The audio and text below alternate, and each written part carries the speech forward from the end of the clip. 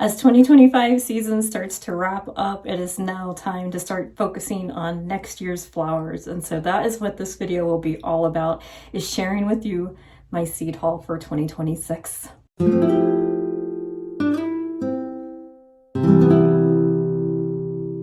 I am a second-year flower farmer starting out. Now I finally have wrapped up my first season. I consider myself a flower farmer, but also a hobbyist at the same time.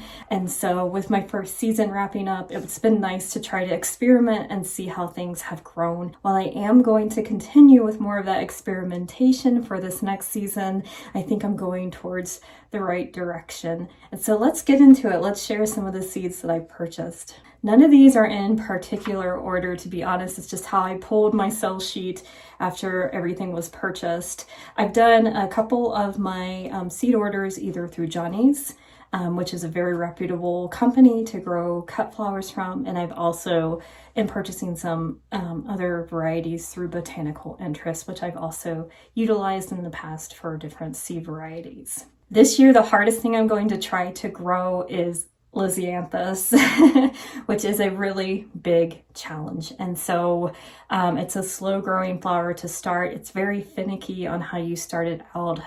It can be underwatered, overwatered easy. It can need specific temps in order to get things right and growing right. And so this year I am attempting to grow 3 different varieties of Lizanthus. I feel like Lizanthus is just a beautiful focal flower. It might set me up to help with local flower farmers and also local florists as they need to fill gaps in their inventory. And so this year I am doing an off-white Lizanthus.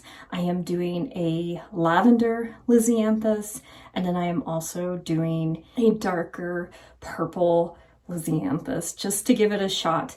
Don't know if I'm going to have anything, but the best way to continue to learn is just to get your hands in there and attempt to grow these things. So wish me luck on my journey with Lizanthus. All right, and to continue on with that list, I am starting out with Azure Autumn. So Azure Autumn is a new series this year that I'm going to do. I want to focus a little bit more this year on having an abundance of filler flowers to put in my bouquets and just to kind of continue my season. And I think Azure Autumn will be a great fit. Next up is Lemon Basil. And while I did have Lemon Basil this past season, which did extremely well and was just amazingly fragrant, I've actually switched it up on my variety this year, and I'm going with the Mrs. Burns Lemon Basil. Next up, I am actually going to attempt to grow the Aurora series of zinnias from Johnny's. This is a beautiful zinnia that has a nice kind of ombre sunset-like coloring to the zinnias, which I find just absolutely fabulous, and I think it would do extremely well in this market. So I'm going to give those a shot. We're going to start now talking about my Snapdragons and what I'm planning on growing this season. I originally started out my first year by just growing a mix of different varieties, from Madame Butterfly to Potomac to Rocket, and probably some others in there, just to kind of get an idea of the color variations I liked and see which ones were able to, of the color palettes, kind of be able to kind of prove their worth and show that they were durable. And so this is my listing for this year. Potomac Lavender, Potomac Orange, Potomac Royal, Madame Butterfly Bronze, Madame Butterfly Ivory, Rocket Mix. Next up, I am doing a different variety of sunflower. I actually have a lot of my seeds from my Pro Cut series that I grew this year that I didn't all get out in the garden. And so while I have a plethora of those, I'm going to continue working through my inventory and hopeful that I get some good germination rates still off of those. So I still have my Pro Cut Orange, my Pro Cut White Light, Pro Cut White Night, Pro Cut Red. I have Black Cherry, and this year I am going to try Sunburst. I received Sunburst in a mix from Johnny's. I believe it's called the Summer Breeze mix, and this sunflower just kind of blew me away, and I knew that I wanted to have more for this next upcoming season, and so I purchased some seeds, and hopefully I get those to grow. I just love kind of the raggedy, tattered look of these sunflowers. While I'm currently growing Rudbeckia and hoping that it overwinters for me, I am going to try Sahara Rudbeckia. I feel like the color variation, the fullness of the double flower petals on it, I think would be a great addition to add to some of my perennial beds. Verbena is more of a native plant out here. It survives extremely well out here in the desert, and so I am going to give verbena a shot this year and hope to use it for fillers or for some other things. It has a very beautiful purple flower on it, and so I'm hoping that I can start to again incorporate some more local and native types of species out here. Okay, so I said that I would never grow yarrow again, but hear me out.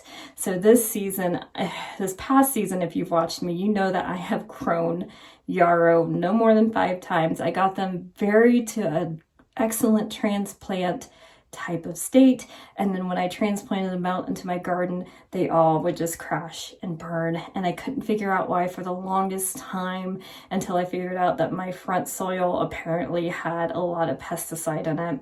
So with that, I ended up going to a local nursery. They had some beautifully sized yarrow that was long enough stem wise that I could use it for cutting. So I used that in about 2 or 3 bouquets for the season and just kind of let it do its thing in order to not stress it out. And so I do have those still kind of hanging in there in one of my beds, but I do want to give yarrow a try. And so this season I have purchased yarrow red to see if I can get it to establish one more time, and then after this, guys, I'm done with it. I don't think I'm going to attempt it if I can't get it to stay. Cosmos double click, Cosmos rubenza.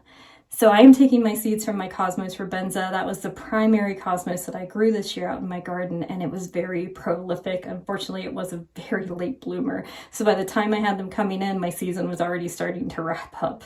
Sweet Annie is another new greenery or filler that I am attempting to use this year. I'm also wanting to use this one for kind of a dried flower once it's kind of post-season. I like Sweet Annie because I think it's going to give a nice airiness or whimsicalness to some of the bouquets that I make.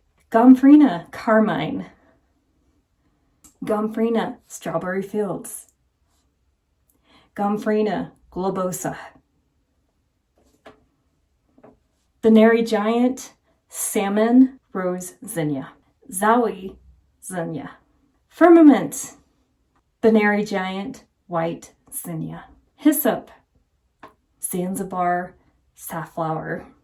Safflower is kind of a surprise for us this year. When we were looking to grow in a different region, we actually safflower came across our minds, but unfortunately we found that it doesn't grow super well up in the Midwest. However, it does grow extremely well down here, and so we want to give safflower a try. It's used for a lot of different things. It's used for oils, it's used for dyes, it's used for rouge actually in certain cultures, and so we wanted to give it a shot, even though for most part ours are probably going to be utilized for cut flower production, and then maybe some side uses if we can think of anything. Floret Unicorn Zinnia. Floret Precious Metals Zinnia. Straw Flowers King Size Mix. Benary Giant Wine Zinnia. Benary Giant Red Zinnia. Cinnamon Basil, Monarda, Lambada, or Bee Balm. I have a couple more things I'm probably going to buy. I wouldn't say that is my end-all be-all list. I still have my eyes out on other different things and varieties out there. But for most part, that is how I have already structured my garden. Actually, on the back of my list that I just read off to you, I have already begun to lay out my beds for the next season. This season, I had quite a few things that did well. I had some things that didn't do well at all or just never came into fruition. And so a lot of those I think I'm going to save for another video to talk about that. But I had a lot of gaps in my garden beds this season, which I didn't like because that means that I didn't have those that production of flowers coming in when I really probably should have like pushed myself to get some more planted in some of those dead spaces. I had some spaces this season that didn't even get utilized at all, so my soil just kind of sat out there. So something I definitely want to work on this year, maybe a personal goal to set for myself, is to use all of my viable space, make certain I have flowers planted in there, and just continue to kind of build upon what I've already managed to create. I learned a lot from where my beds were positioned this year and how I'm going to kind of transition and move a lot of things around, where I think the sunlight is going to be a lot better and where I can manage things a little bit more easily. So I'm very excited for this next season.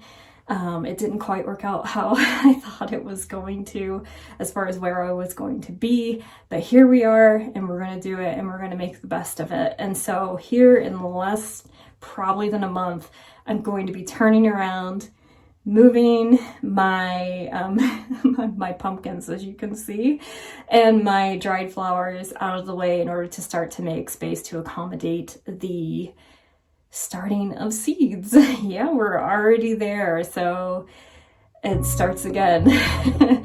But that is what I wanted to share with you all today. Thank you so much. If any of those flowers excited you, leave me a comment and tell me which one you're excited for me to grow this season. And with that, my friends, take care. See you next time.